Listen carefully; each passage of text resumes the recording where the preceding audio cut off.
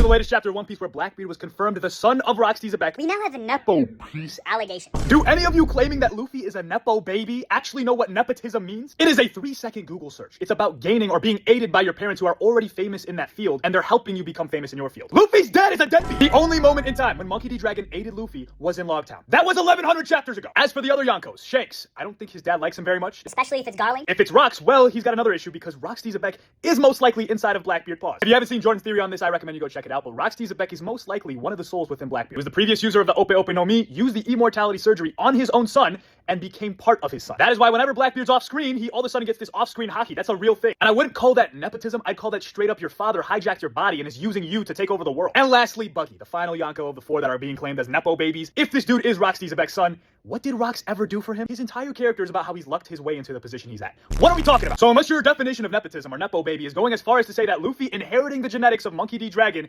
is nepotism, I don't know what you're talking about. It's almost like the entire story of One Piece has been leading up to this point where bloodlines, the D-clan, inherited will actually matters. Does that mean you can't just be a regular civilian NPC and become strong? No. But what I will say is that if you're a regular civilian NPC that doesn't come from a crazy bloodline, where are you going to get the will or motivation to conquer the world like these guys? Your environment and the people around you make up you, unless you don't allow that. And that right there is the true definition of a conqueror. That is exactly why Dofi is the purest form of a conqueror. Despite his dad and his family coming down to the lowly human world, he decided not to let his family influence his ambitions. However, what I will say is that a previous environment did influence his decisions. Marijois. And that's simply because as a human, when you're a little kid and you have influence from these older people, like Shanks on Luffy, telling you to become a great pirate, it's gonna stick. This is the whole reason why Garp is pissed off at Shanks, because he knows that Shanks is the reason why Luffy wants to become the Pirate King. Luffy may have come out of the womb seeking freedom, but he didn't come out of the womb saying, I'm gonna be the Pirate King. Influence and environment most certainly matters, but like I said again, being a regular civilian NPC does not mean you can't become great. Just look at Bogart.